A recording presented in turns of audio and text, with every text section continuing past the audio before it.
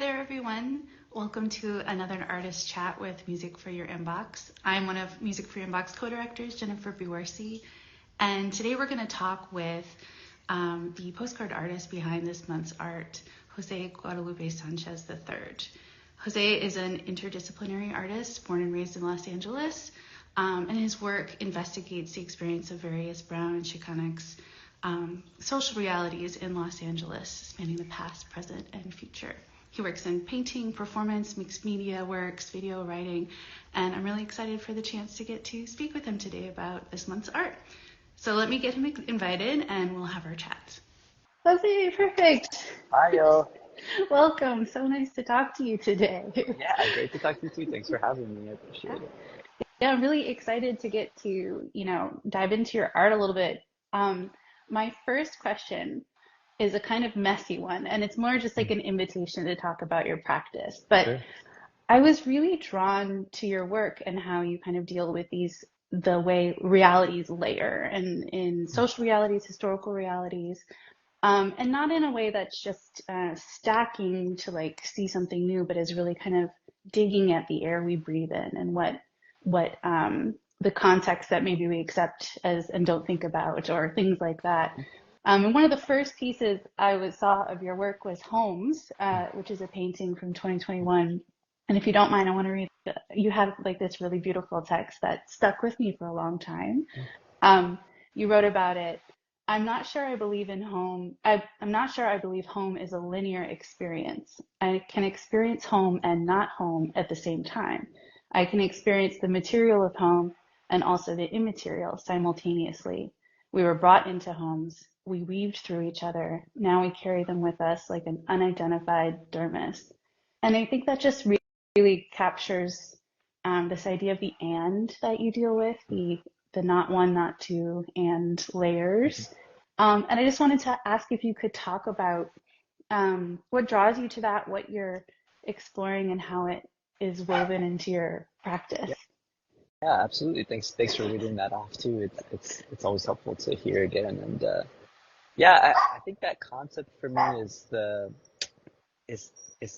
it's been the challenge to navigate one conception of time and like the experience of time, right? So I think a big part of my practice is exploring if there's only one way to experience something, right? And my studies and my exposure in the world, like for I think a pretty important context is like my family's from Mexico, came here in the 1970s to Venice, California, and yeah, I've been living here ever since. And part of that diasporic experience is like always trying to navigate and understand a part of yourself or the many parts of yourself and all the conceptions that have been internalized about how to navigate the world, right?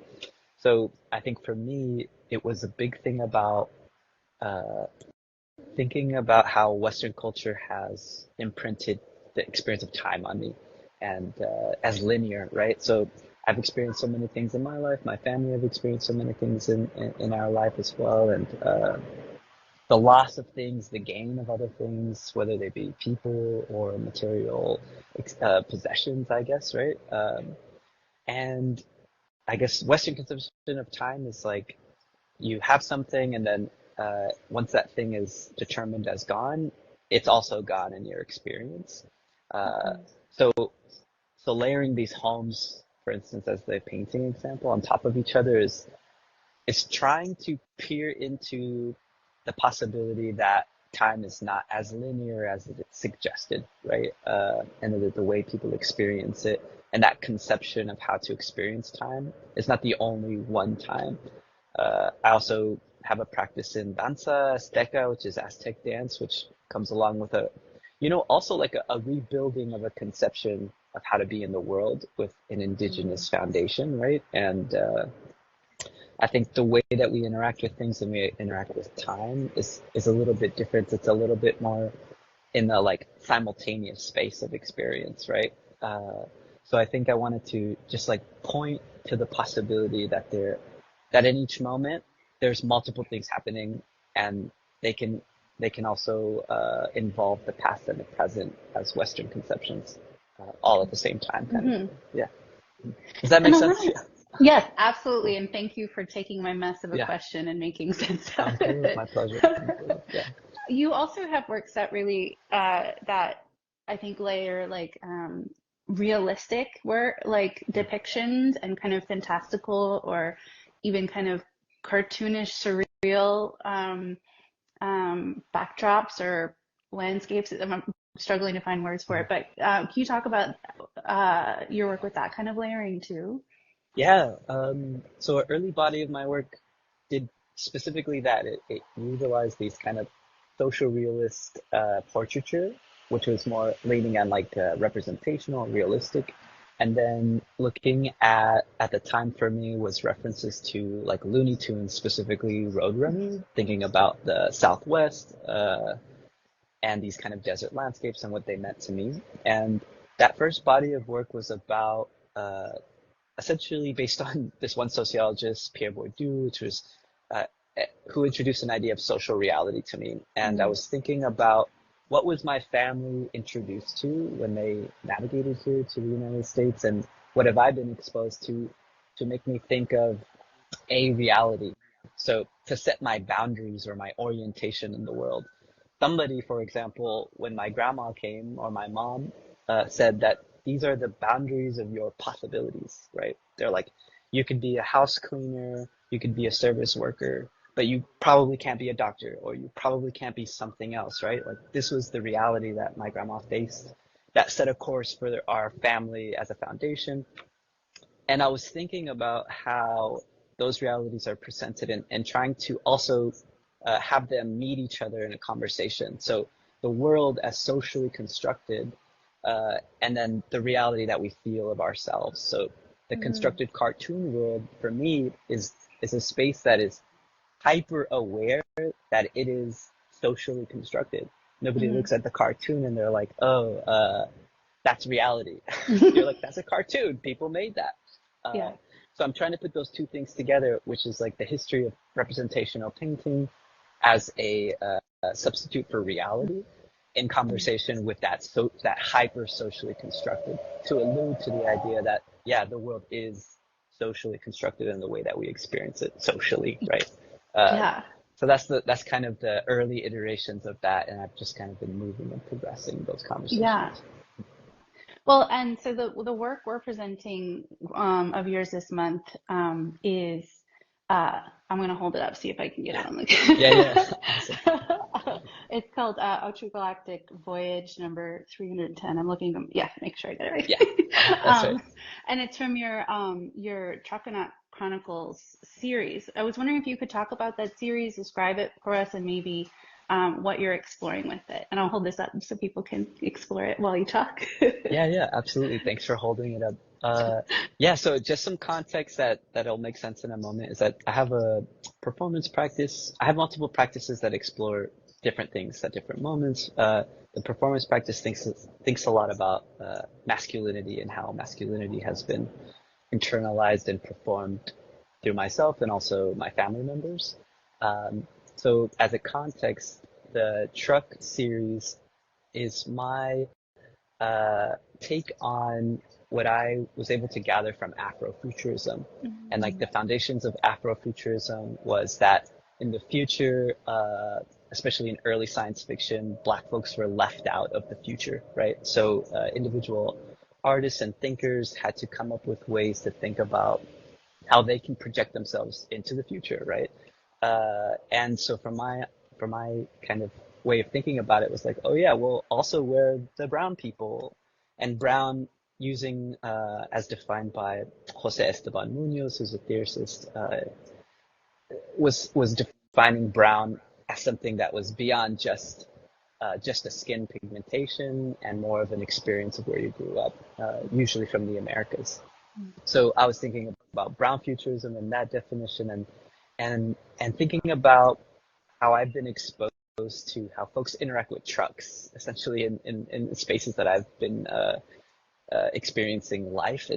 And just as a first example of how I came up with the first truck series, my mom's dad, who was kind of estranged from our family, he passed mm, away quite a while ago, and the only thing we got out of his from his passing, I guess, as if we got something was like this truck that he had. Mm-hmm.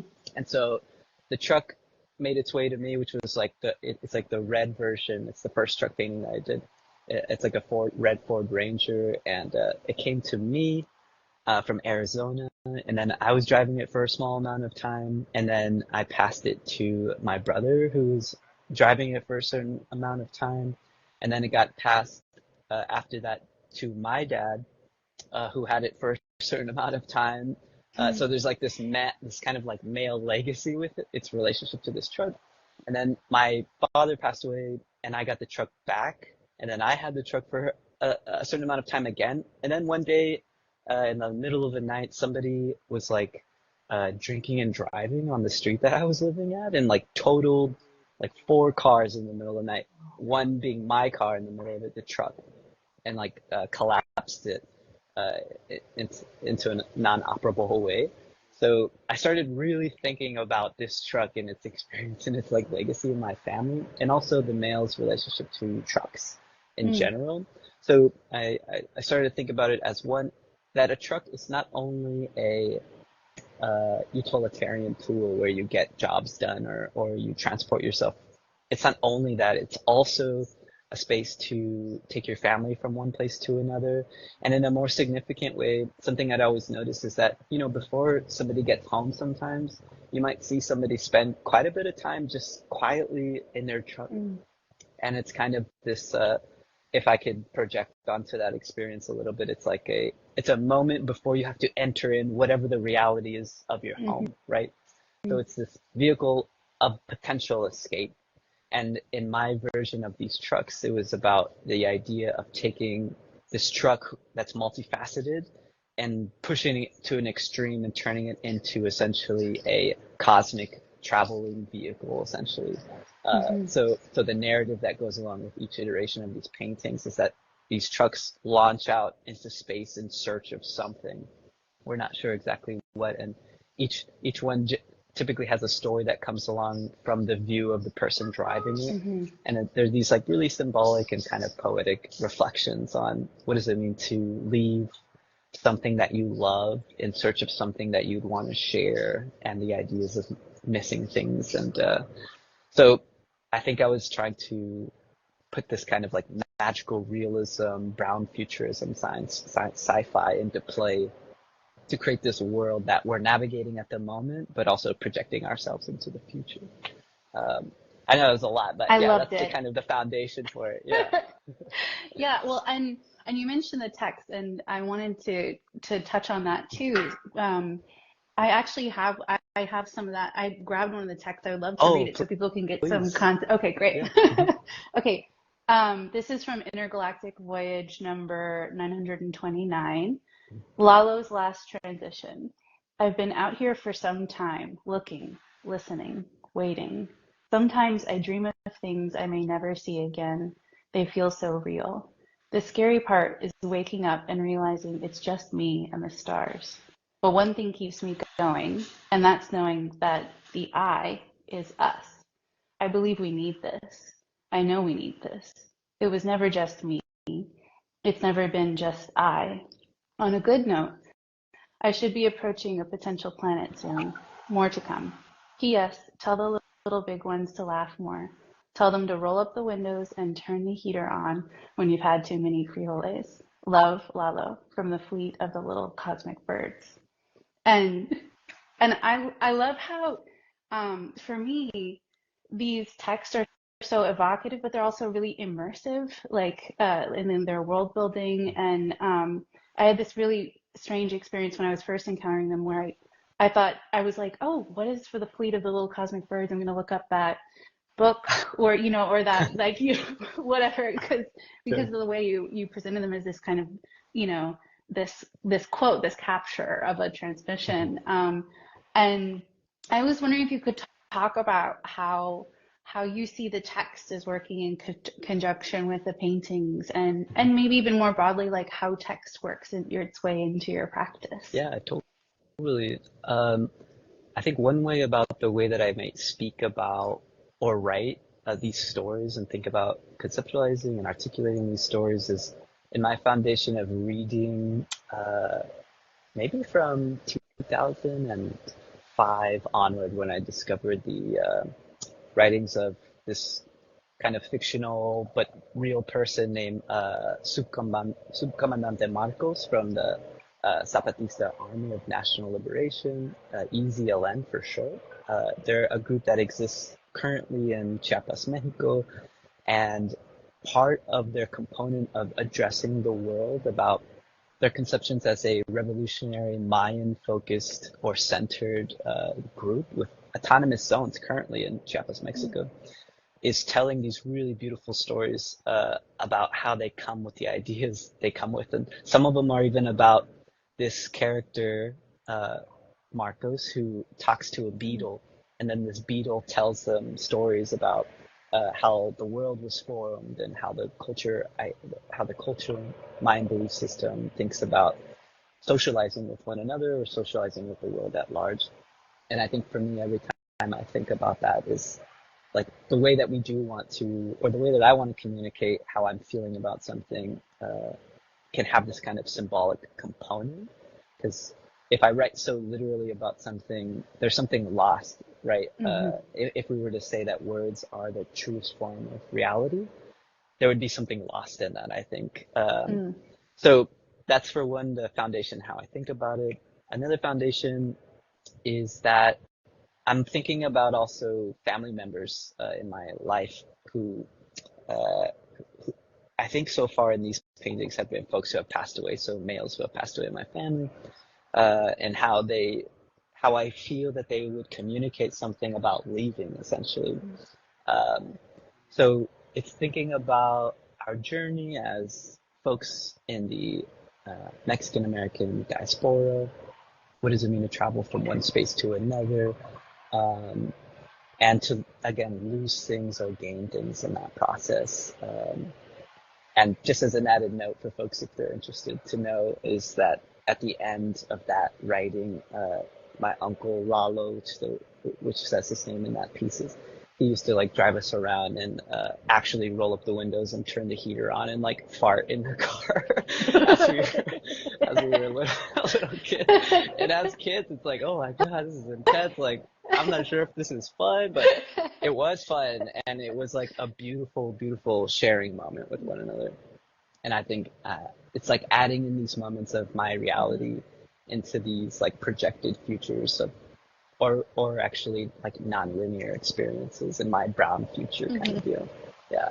Does that make sense? Absolutely. Okay. It's really beautiful. Yeah. Yeah. Well, then so the other thing I wanted to ask about, kind of selfishly as an artist myself, is I'd love to hear about your process of creating these things. What I've heard a lot as you talk, like getting inspired by different things you read or things you're thinking about, or these kind of it sounds like maybe like seeds that kind of blossom into different projects or ideas. But I was just wondering if maybe you could talk about your process in particular and how you see yourself working. And it can be you can choose a specific context, because I know it can be really different depending on like performance or writing or things like that. Yeah, totally.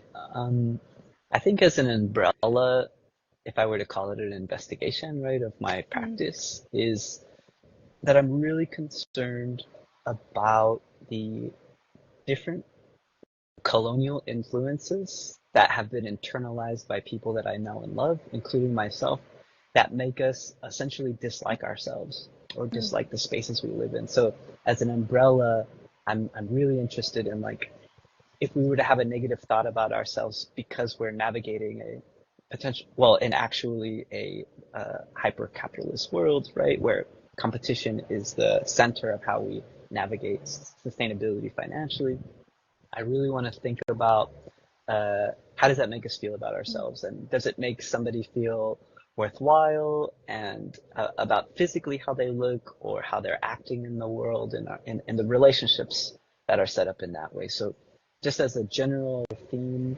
that's like my foundation for why I'm doing whatever I'm doing. So in regards to performance practice, I was interested in masculinity because, you know, my dad and my brothers who I grew up with as well, their dad were associated with gangs and that type, and also just coming from a Mexican culture, our ideas about what masculinity were could be harsh and they could be damaging to people around us and also to ourselves. So with my earlier statement about what my foundation is, I was interested about how does masculinity as a concept coming from colonial ties to Mexico and conceptions about how to perform this, how is it dangerous for ourselves and also for the people around us, right?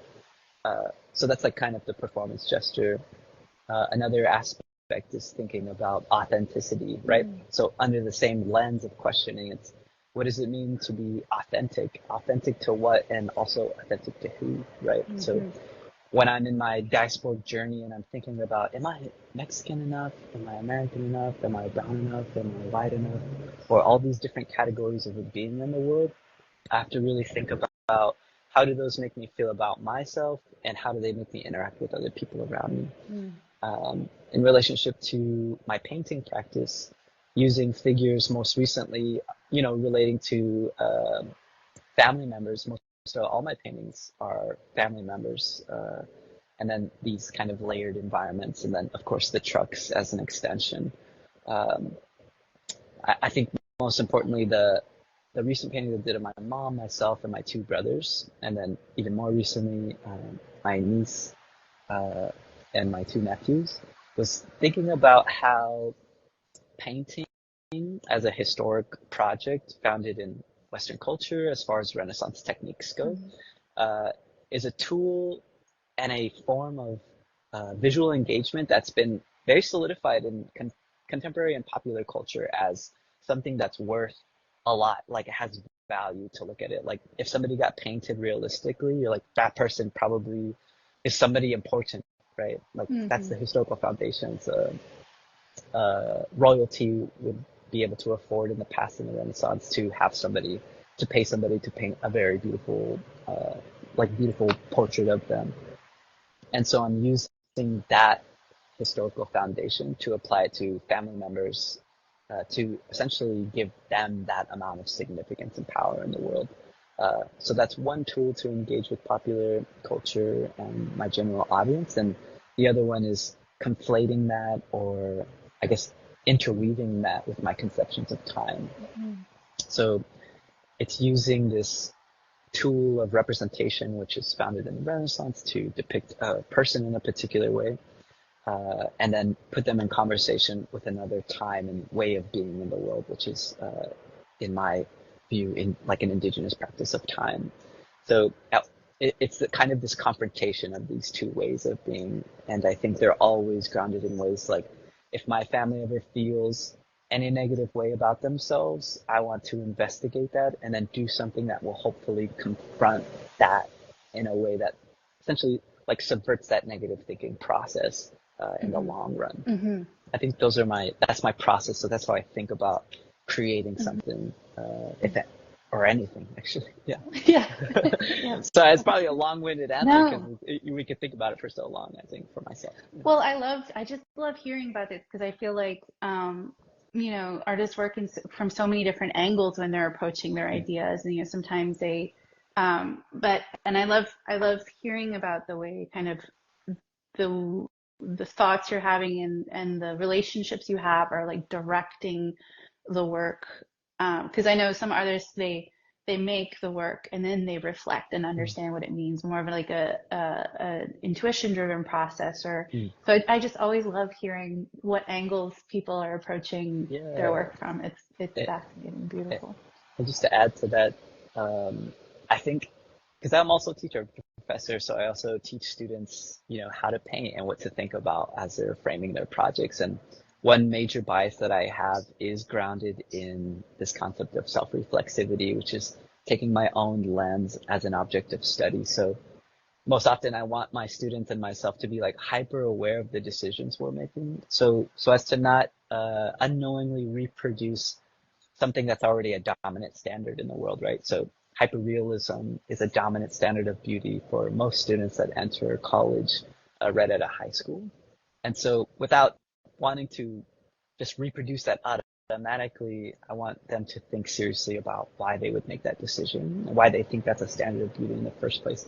So it's hard for me to like make something and then think about what it meant afterwards because I really want to know about the decisions I'm making beforehand or while I'm making it. So that's just part of my own bias, but it's totally a legitimate practice to make work and not know what you're doing at all at first. So that's just a bias that I have for sure. Yeah. Yeah. Yeah, I love it. I love it. And thank you for sharing it with Yeah. us. Yeah, I also wanted to kind of give an opportunity to talk or share about anything you're working on right now that you're excited about. I know you have, I think you have some work up right now at TSALA Yeah. with Brian Hubble. So if anything you wanted to share about that, Yeah, yeah. absolutely. So that's a show where I've just created a new body of work, which is of my niece and my nephews. And it's kind of this a different take, and but still pushing the ideas of these figures on these kind of multi-layered landscapes. So if folks want to come check it out, that's open till March 10. And there's also a performance that I'll be doing in relationship March 2nd Mm. at the same space at Tiger Strikes. So, yeah. And then Awesome. beyond that, hopefully have some written work coming out that is uh, essentially it's a self-reflexive sketch about my own practice, essentially. Mm. So hopefully folks can wait for that to come out as well. Still working on I it. would be Yeah. so eager to read Yeah, yeah, that. That's yeah. really great. Thank you. Absolutely. Well, and I just want to mention to everyone that the postcard art is available all throughout the month of February, and it's paired with a film by artist Squash and Biscuit, musical artist, and Mengzi Yang worked on the film. Their film is called Seven Little Trains, and also deals with layered realities in a different way that's more looking at like material of their practice. Um, so you can head to the places where things are and and click to get tickets or whatnot. So thank you so much for sharing with us, and it was just such a pleasure to talk with you. Thank you so much. Yeah, it's been my pleasure, and thank you for letting me participate in this opportunity. It's been Absolutely. fantastic. Thank you. Have a fabulous day.